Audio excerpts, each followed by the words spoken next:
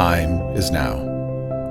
Every day, decisions are being made that impact the delicate balance of life on this planet. We must learn from the past, be bold in the moment, and choose the proper path forward.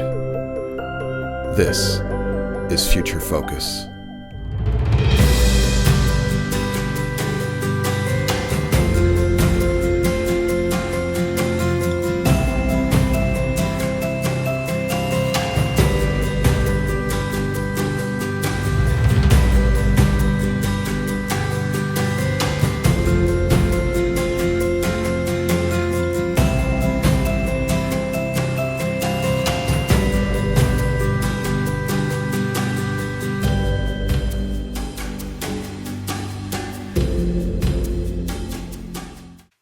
Hey, this is Professor Golda here at the School of Communication, Media, and the Arts.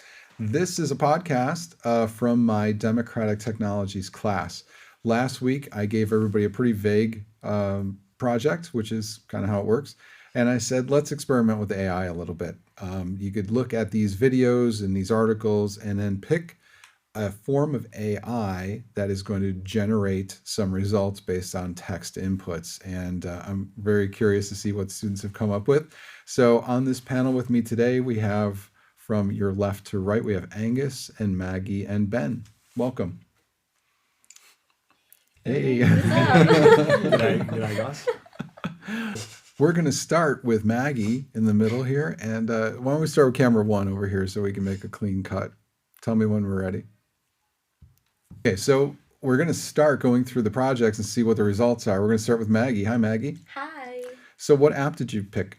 I used a website called Image to Go, and it basically just generates art through what words you type into the system. And what was the word you typed into that system? The word that I typed in was dolphins for my first one. I wanted to try something like a little simple to see just what would come out with something so general. And it came out with this beautiful masterpiece of 3 dolphins like jumping through a sunset in the ocean. And I was just like shocked because like I wasn't expecting so much to come from it, but I love it. Okay, what happened next? Next, I looked up driving through Hogwarts, like from Harry Potter, and it took it so literally. Like it literally put a highway right through the castle, which I think is hilarious. But I also think it's very practical the way that they came up with it. So you didn't use any modifiers? You didn't say illustration or 4K or anything like that? Nope, I just said driving through Hogwarts. I thought it was going to show like people literally driving, but it showed like the landscape, which I thought was actually it's like neat. a point of view. Yeah. Okay. And then what happened on the third one? The third one, I said, let's go crazy. And I said, I want to see a flower blossoming into a sandwich. And it did that. And again, it's a beautiful like masterpiece that they created. I thought it was just, I didn't actually know what to expect, to be honest. Yeah, it definitely covered every word. Yeah, so it has like even the detail of the bread, like the nooks and crannies they got. The bread is pretty like, spectacular. The spinach, like I don't know. I think they just did a great job. I was surprised. They did. Yeah. All right. So maybe something beyond text to image next time. What do you think you're going to try? I kind of like the idea of like words, like how like you can generate like a whole like letter or something. Like I feel like if I put like a detailed like description down or just a story, like I've seen people make like skits out of them, so I think that'd be entertaining. Excellent, thanks. Ben, we're going to go to you now. Awesome. What did you use? So I used this app on the Apple Store, and it's called Wonder. And it's the same thing where I typed in Shaq dunking over a car into it, and that's what it gave me. And I don't think it's the best image, but I feel like it was good. It's got all the elements. It's a nice image, but as I said, he's kicking the ball out to the 3-point line, which he never did in his real career. So I think there's an error there, but we can't be perfectionists. You got the whole basketball court there with the hoop and all, and then the whole settings of like it's probably in like a local town, but then there's like this nice old 80s looking car and I guess he's damaging it by slamming his body into it, but it's probably gonna get totaled. And it's pretty cool. He's a big boy, yeah. I kind of thought he was actually like coming through the moonroof. Yeah, like at the top and like kicking the ball. I love his facial expression in that. Like, it looks like a real picture. Like someone took this of Shaq in his backyard. Right. So you imagine that based on those, the probability of what you were looking for, AI is thinking like, oh, okay, a car, and then it's like selecting this car. It kind of knows what a basketball hoop is supposed to look like. See, I think the problem is a basketball hoop and the stand is a complex three-dimensional object, and the AI is looking at everything in 2 dimensions. That is true. I see that. It doesn't understand like what it would look like from all angles. It only has 2-dimensional reference points to look at, which is why it does make janky representations of a lot of things. So, okay, what was the third one? Yeah, the next one was of I just typed my original search was Gronk at a party, because Gronk's known as a big partier, but then it just gave me an image of Gronk, and I thought that was even better because you could see the details, but like even on the side arm is where the team logo used to be, like they like morphed it or what, I guess. Yeah. And then the face stayed the same. Yet the helmet is like changed a little. And of course, the easiest way to tell an AI image is it's always got the wrong number of fingers. Yeah. Oh my gosh, I just noticed that. I like how he's wearing a glove on one hand, no glove on the other hand, and the bicep on his left arm. Well, it's because he put Michael Jackson in the prompt. No, but yeah, that was pretty fun. Then for the next one, I typed in Larry Bird on a bird, and and it didn't give me that, and yet it gave me a motorcycle, and I went through Google searching for that image of a motorcycle, and they have that kind of green motorcycle, but I couldn't find like the same exact image of it. Right, because I don't think you would. Yeah.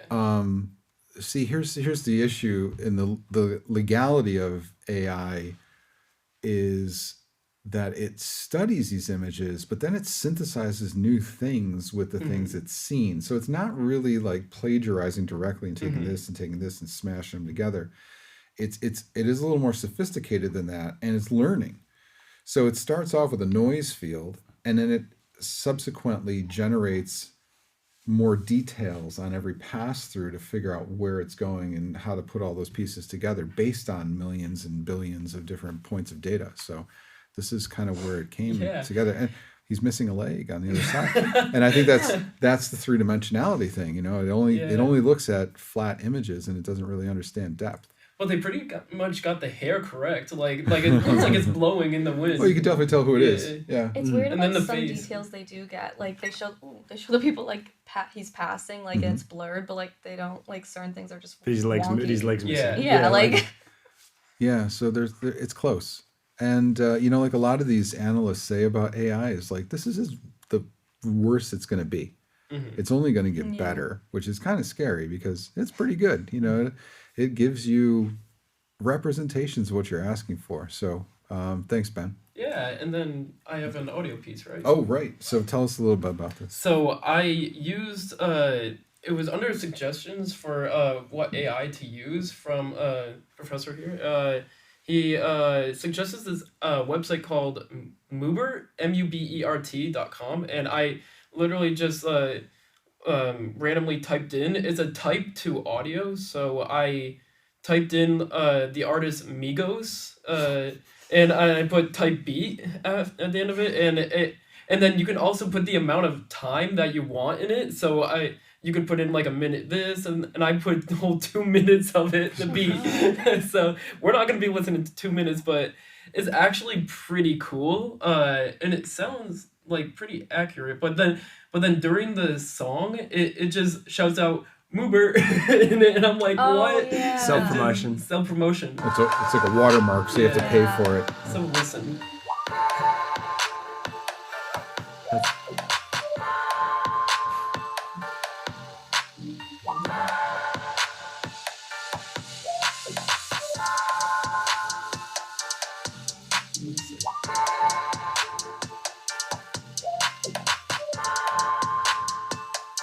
You probably could have used all that already before the watermark even hits, right? Yeah, literally.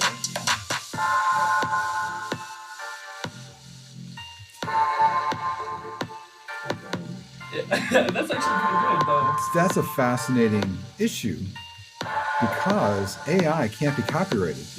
Yeah. It says that you can't take. It says that you can't take this information and put it onto Spotify. It already tells you, like a precaution, like saying it's highly prohibited. Yeah. So they have There we go. When we were trying to download this, it actually downloaded a legal document instead. Yeah. It's true. So it came up with like 3 pages of legal documents that says what you can and cannot do with this thing. But I don't know how much of that would hold up in court. It remains to be seen. Yeah. But do you think it would be bad if like I were to like rap over it and then submit it as a song? Well, that's where the legal gray zone is. If it's being generated by AI, they've already ruled that you can't copyright Larry Bird on a motorcycle here because they really don't know how to attribute who it was originated by, like where all those bits came from. Adobe has tried to figure that out, and in their new version of Photoshop, they have generative AI built in, but they said they trained it all on the photography they own. So if you're using that, then I guess the license is okay in their, kind of domain of that. So, okay, very interesting things over here. So Angus, we're over to you. What did you do? All right. So my first image, I can't remember which one I submitted, but it should come up here momentarily. Off the top of my head, I can't remember. But I originally submitted three images, and the first one is a very, very poorly generated Steve Owen meeting Tupac Shakur. And for anyone who knows what either of these individuals looked like when they were alive, they didn't look like this. No. Something that I did love about this image is they've got Tupac's smile for sure, and they've got Steve Owen's smile down, but just about everything else, including the placement of Tupac's right hand, how it's simultaneously behind him and shaking Steve's hand. I don't think Tupac wore a button-up shirt. I think he did on occasion, really? But the fashion isn't the thing I've got the problem with. It's the disproportionate limbs that I really took issue with. Oh my gosh! Let's talk about the elephant in the room here. He's shaking with one of his right arms. Exactly. That's what I'm saying. It's unbelievable.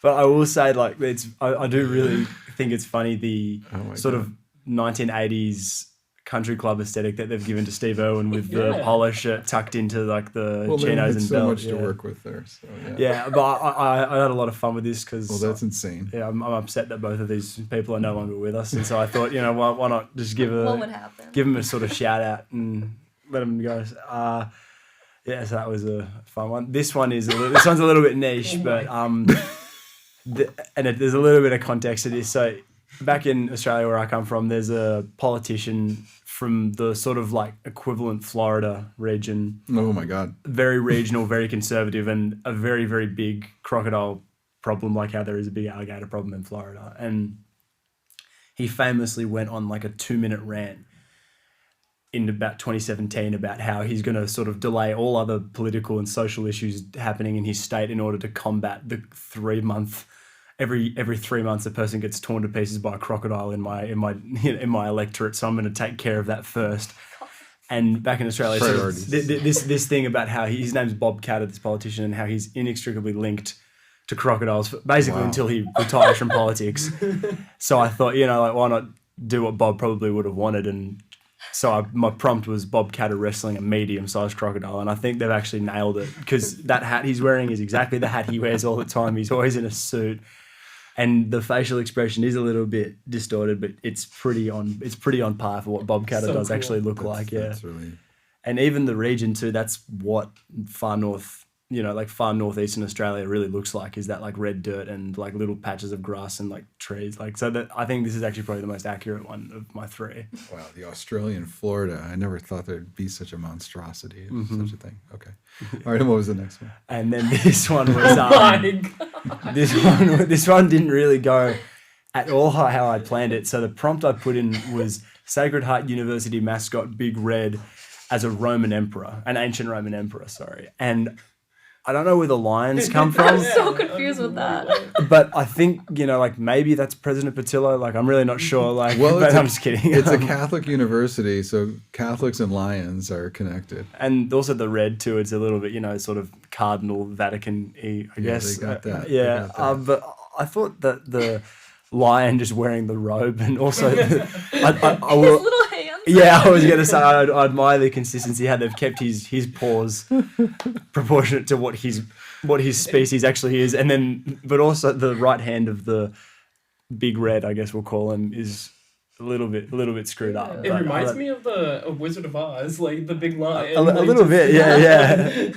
That is spectacular. So I had a great time generating these images. I just threw all creativity out the window and just said, "What's the funniest thing?" So there's a lot of hand wringing and hype. People are very worried about AI, and then results like this come out, and I find myself like prompting at night, working on some kind of thing, and laughing out loud when you get results like this, and like, what the hell's going on? But really, what you put in and what you get out typically don't match up very well. You've got to work really hard. You guys all looked at me.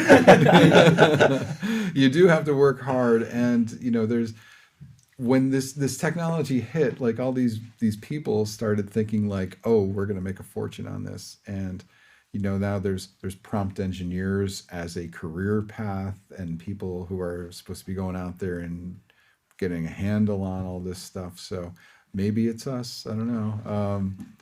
We'll see how things go. They have certainly improved in the quality of the images.